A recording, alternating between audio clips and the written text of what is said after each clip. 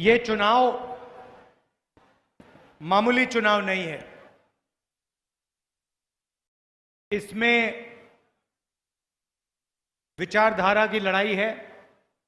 एक तरफ Congress party, India गठबंधन और दूसरी तरफ बीजेपी। और जो लोग राजनीति को समझते हैं, और हिंदुस्तान में ऐसे करोड़ों लोग हैं, उनको मालूम है कि ये चुनाव संविधान का चुनाव है, संविधान को बचाने का चुनाव है।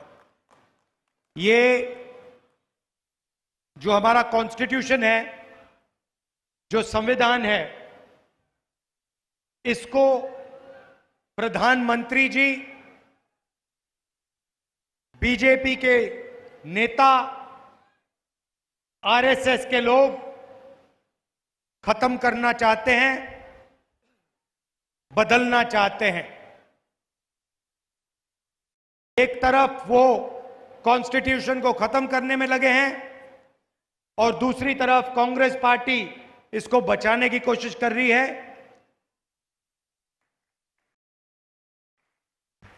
तो ये 2024 का चुनाव एक प्रकार से संविधान का चुनाव है। अब ये जो संविधान है, ये सिर्फ एक किताब नहीं है। लोग इसको कहते हैं कि ये दुनिया का सबसे बड़ा कॉन्स्टिट्यूशन है, मगर ये सिर्फ किताब नहीं है। ये इस देश में ये गरीबों को अधिकार देता है, ये गरीबों की रक्षा करता है, प्रोटेक्शन देता है, उनके भविष्य की देखभाल करता है और देश में उनकी आवाज और उनका जो जीने का तरीका है, उसकी रक्षा करता है। बीजेपी चाहती है कि इसे फाड़ के फेंक दिया जाए और राज 20-25 लोग अरबपति करें और बाकी जनता देखती रहे। बीजेपी के नेता कहते हैं, एक नहीं अनेक ने कहा है कि हमारी सरकार बनेगी तो इस बार हम कॉन्स्टिट्यूशन को, संविधान को खत्म कर देंगे। दूसरे नेता कहते हैं कि रिजर्वेशन को खत्म कर देंगे। देखिए, संविधान में से रिजर्वेशन निकला, संविधान में से वोट निकला, संविधान में से पब्लिक सेक्टर निकला, संविधान में से आपके अधिकार आए, आपके जो हक हैं, ये सब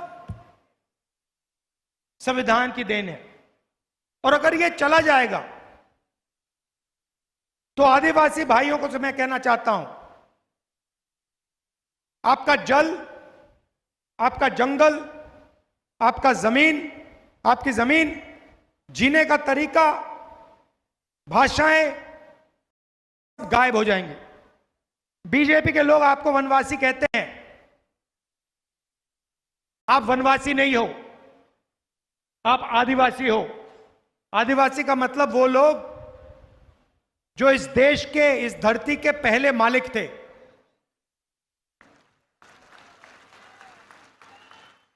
और ये चाहते हैं,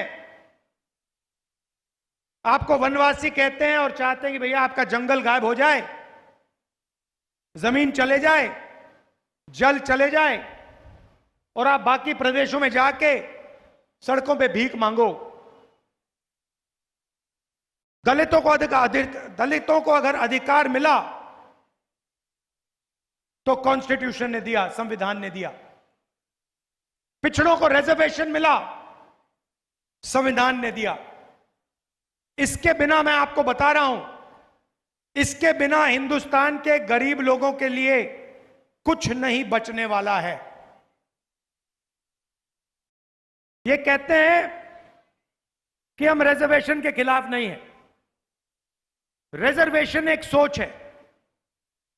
रिजर्वेशन का मतलब हिंदुस्तान के पिछड़ों को, दलितों को, आदिवासियों को देश में भागीदारी मिलनी चाहिए।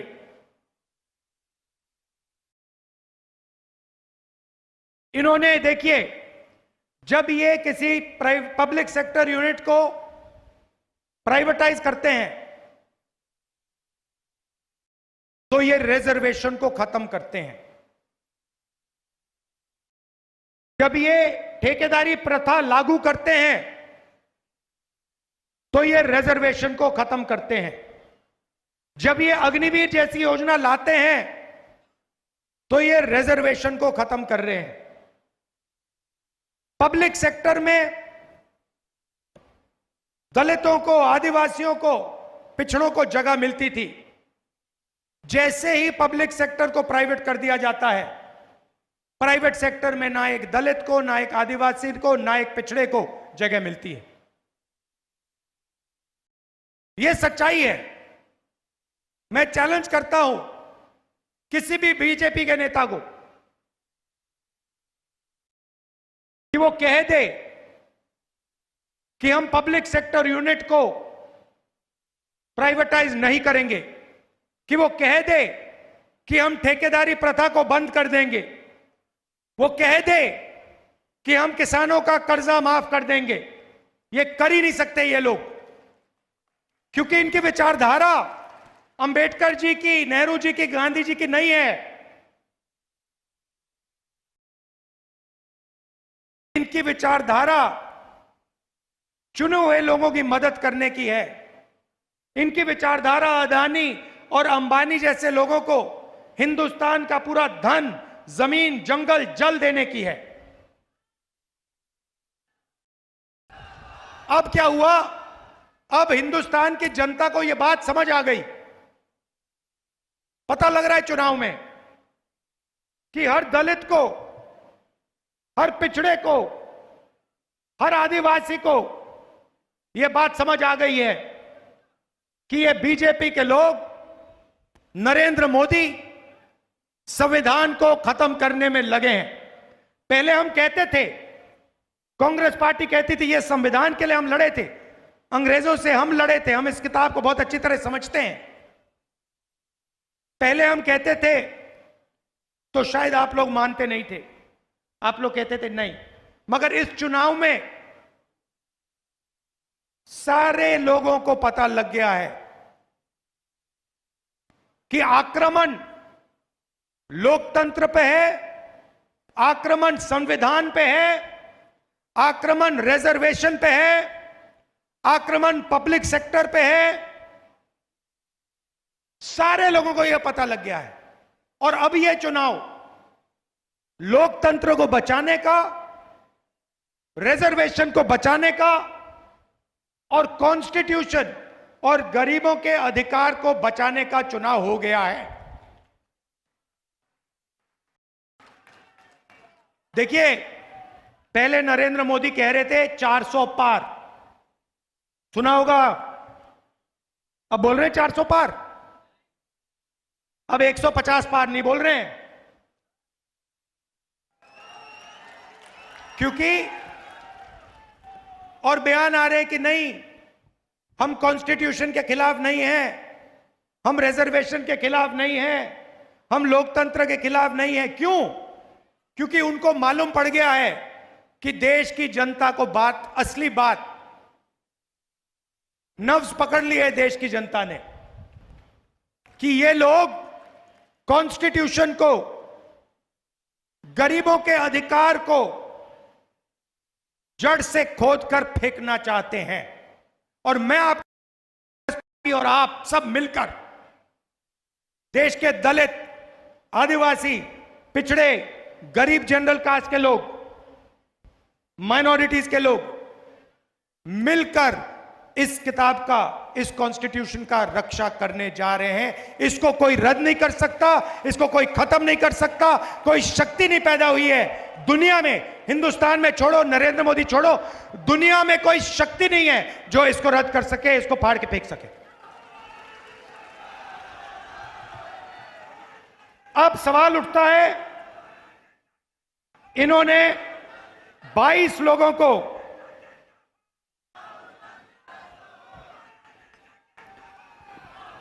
इन्होंने 22 लोगों को 16 लाख करोड़ रुपया दिया है।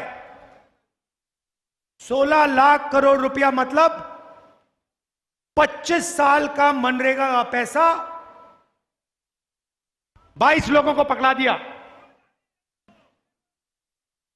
हमने कर्जा माफी की थी किसानों की। अगर आप 24 साल हर साल हिंदुस्तान के सब किसानों का कर्जा माफ करो तो 16 लाख करोड़ रुपए बनता है। आप समझिए, 25 साल का मनरेगा पैसा इन्होंने माफ करके अरबपतियों को पकड़ा दिया। हालत यह बनी है कि 22 लोगों के पास उतना ही धन है जितना हिंदुस्तान के 70 करोड़ लोगों के पास है। 1%, हिंदुस्तान का 1% 40% धन को कंट्रोल करता है। यह नरेंद्र मोदी जी के देन है।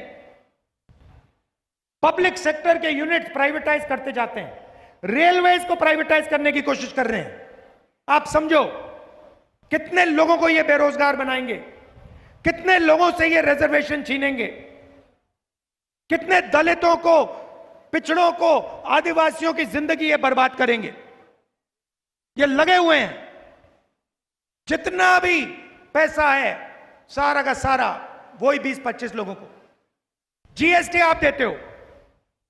आदिवासी युवा शर्ट खरीदता है, 500 रुपए की शर्ट खरीदता है, जितनी जीएसटी वो देता है उतनी जीएसटी अदानी देता है। 18% अदानी देता है, 18% आदिवासी युवा देता है।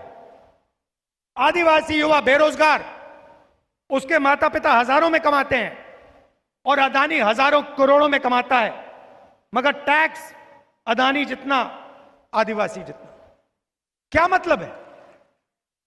तो आप लोगों के जेब से पैसा निकलता है, पेट्रोल खरीदते हो, पेट्रोल खरीदने का पैसा आपके जेब से निकलता है, अदानी की ओर जाता है। बिजली का स्विच ऑन करते हो, अदानी को पैसा जाता है। शर्ट खरीदते हो, अदानी को पैसा जाता है। जंगल जाता है, जमीन जाती है, जल जाता है। तो पूरा का पूरा फायदा उनको पकड़ा दिया। तो अब कांग्रेस पार्टी क्या करने जा रही है? मैं आपको खुश करने के लिए 2-3 चीजें आपसे कहना चाहता हूं। मूड आपका अच्छा हो जाएगा। संविधान को बचाना है, रिजर्वेशन को बचाना है, मगर जितना धन उन्होंने अदानी को दिया उतना धन हमें आपको देना है।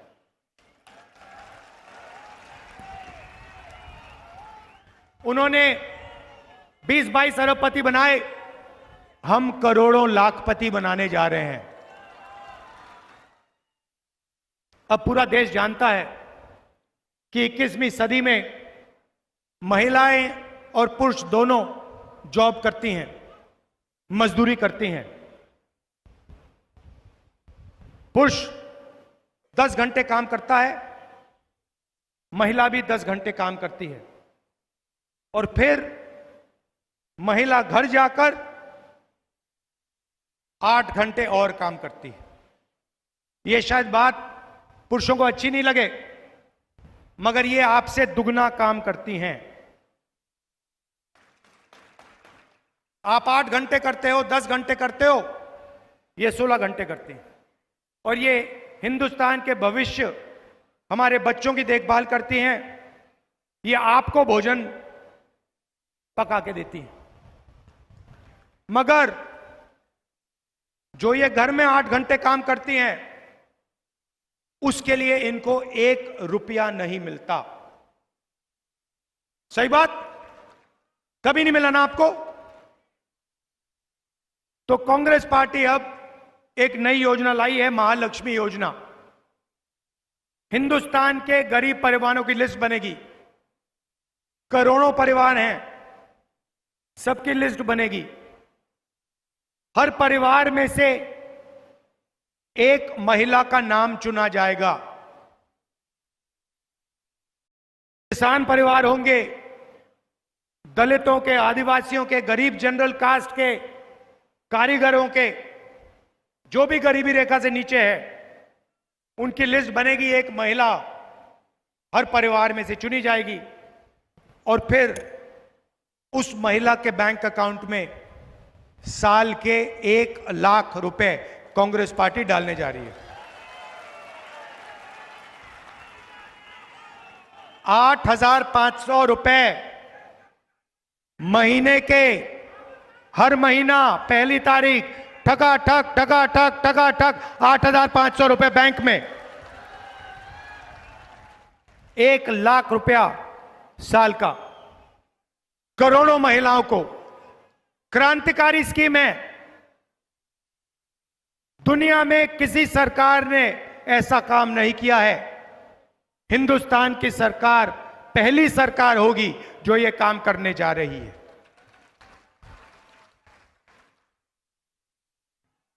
नरेंद्र मोदी जी ने युवाओं को बहुत तंग किया। नोटबंदी, जीएसटी, इतनी बेरोजगारी हो गई है आज। 45 साल हिंदुस्तान में इतनी बेरोजगारी नहीं। अब युवा कह रहे हैं कि हमारे लिए क्या होगा, मैं आपको बताने आया हूं। अदानी जैसे लोगों का बेटा बेटी टेम्परेरी जॉब करते हैं, रोजगार पाने से पहले वो अपने माता पिता के कंपनी में काम करते हैं। 6 महीने 1 साल की अप्रेंटिसशिप होती है, ट्रेनिंग होती है, उनको जेब में पैसा मिलता है।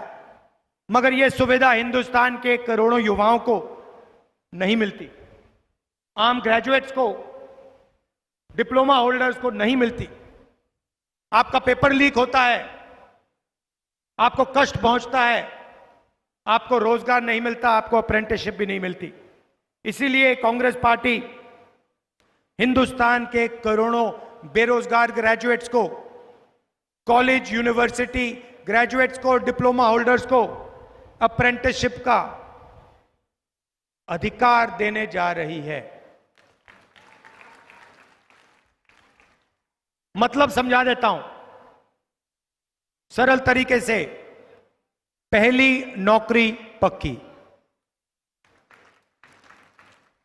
आपको अधिकार मिलेगा, हिंदुस्तान की सरकार गारंटी करेगी। 1 साल की नौकरी पब्लिक सेक्टर में, प्राइवेट सेक्टर में, सरकारी अस्पतालों में, सरकारी ऑफिसेज में। जो भी यूनिवर्सिटी कॉलेज ग्रेजुएट है, डिप्लोमा होल्डर है, जो भी मांगेगा गारंटी करके उसे 1 साल की अप्रेंटिसशिप मिलेगी, बेहतर से बेहतर ट्रेनिंग मिलेगी और 1 लाख रुपए बैंक अकाउंट में 1 साल के मिलेंगे। 8,500 रुपए महीने के, साल के 1 लाख रुपए और दुनिया की सबसे बेहतर ट्रेनिंग। होगा क्या, हिंदुस्तान को एक बेहतरीन ट्रेंड वर्कफोर्स मिलेगी। और ये जो नरेंद्र मोदी ने दीवार बना रखी है, बेरोजगारी की दीवार, इसको हमारा जो स्कीम है, पहली नौकरी पक्की वाला स्कीम, इस दीवार को तोड़ के हटा देगा और करोड़ों युवाओं को 1 साल की नौकरी मिलेगी, ट्रेनिंग मिलेगी और बैंक में 1 लाख रुपए महीने का 8,500 रुपए मिलेगा। तो इन 2 तरीकों से हम करोड़ों लाखपति बनाने जा रहे हैं। अब लोग कह रहे हैं, बीजेपी वाले हर बार कहते हैं हम कर्जा माफ कर रहे थे, कहते हैं पैसा कहां से आएगा। मैं आपको बताता हूं, जितना पैसा नरेंद्र मोदी ने अदानी को दिया है वहां से आएगा, उतना पैसा आपको मिलने जा रहा है। गिनती कर लो, जितना उनको दिया उतना हम आपको देने जा रहे हैं। मीडिया वाले बोलेंगे नहीं, ये मोदी जी का फोटो दिखाएंगे, ये मीटिंग नहीं दिखाएंगे जहां पे हम महालक्ष्मी योजना की बात कर रहे हैं, अप्रेंटिसशिप का अधिकार की बात कर रहे हैं। ये मीटिंग आपको टीवी पे नहीं दिखेगी।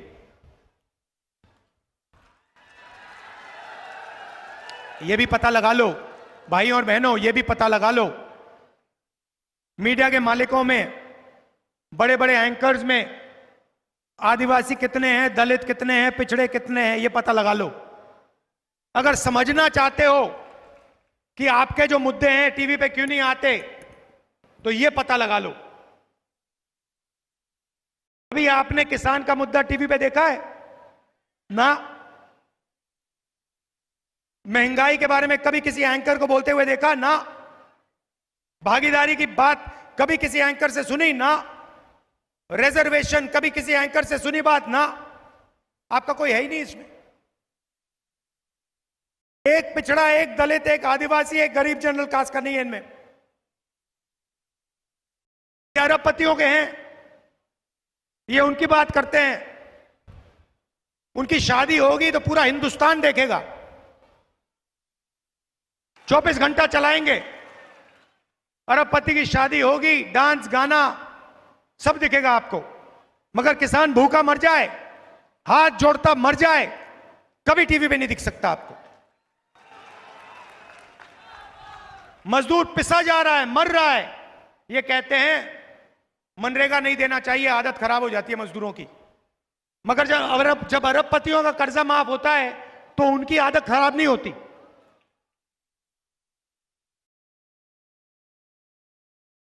किसानों से कहना चाहता हूं, 2 काम हम आपके लिए करने जा रहे हैं। सरकार आएगी, आपका कर्जा माफ होगा सीधा।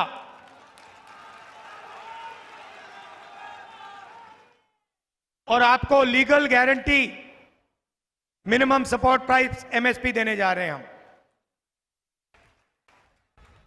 मार्केट में आप कोई भी प्रोडक्ट खरीदो, घड़ी खरीदो, शर्ट खरीदो, पैंट खरीदो, सही दाम मिलता है, सही दाम के लिए मिलता है। मगर किसान अपना धान, शुगर केन, गेहूं बेचने जाता है, उसे सही दाम नहीं मिलता। हम कानून बना रहे हैं, आपको मिनिमम सपोर्ट प्राइस गारंटी करके कानूनी minimum support price Congress party देने जा रही। और जो हमारे मजदूर भाई हैं, आज आपको 250 रुपए मिलता है मनरेगा में, सरकार आने के एकदम बाद 400 रुपए हो जाएगा। और जो आशा और आंगनवाड़ी का काम करती हैं, जो यहां आई हैं, आपकी आमदनी हम दुगनी करने जा रहे हैं।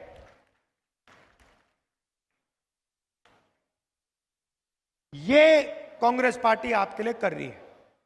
अब आप बीजेपी का मैनिफेस्टो देखिए, उसमें आपको कहेंगे कि भैया चांद पे पहुंचा देंगे 2 हिंदुस्तानियों को। मोदी जी कहेंगे कोविड आता है, मोदी जी कहते हैं थाली बजाओ, मोबाइल फोन की लाइट जलाओ। और काम 22-25 लोगों का होता है। यह मैं आपसे कहना चाहता था, गरीबों की, कमजोर लोगों की, दलितों की, पिछड़ों की, आदिवासियों की सरकार बनाओ। कांग्रेस पार्टी का पूरा समर्थन करो। और यहां देवेंद्र कहां है? देवेंद्र जी इधर आओ, इसको भैया लोकसभा में पहुंचाना है, ये आपकी जिम्मेदारी है। ये मैं इसको जानता हूं, ये आपके लिए अच्छा काम करेगा। पूरा दम लगा के, युवा है यहां, जो युवा हैं, पूरा दम लगा के इसका समर्थन करना है, इसको जिताना है, पहुंचाना है वहां पे लोकसभा में। आपकी रक्षा करेगा। धन्यवाद। और सबसे जरूरी बात मत भूलना, इसकी रक्षा हो रही है और इसके बिना इस देश में दलितों के लिए, पिछड़ों के लिए, आदिवासियों के लिए, अल्पसंख्यकों के लिए, गरीब जनरल कास्ट के लिए कोई जगह नहीं रहेगी। यह चुनाव लोकतंत्र को बचाने का है, संविधान को बचाने का है और रिजर्वेशन को बचाने का है। आखिरी बात मैं रिजर्वेशन की कहना चाहता हूं, ये जो 50% का कैप लगा रखा है, इसको हम तोड़ देंगे, हटा देंगे। और 50% से ज्यादा रिजर्वेशन हम आपको दे देंगे। आप सबका दिल से बहुत बहुत धन्यवाद। नमस्कार, जय हिंद। बड़ी से बड़ी खबर, क्राइम से लेकर राजनीति तक किस नेता ने 5 साल में क्या काम कराया।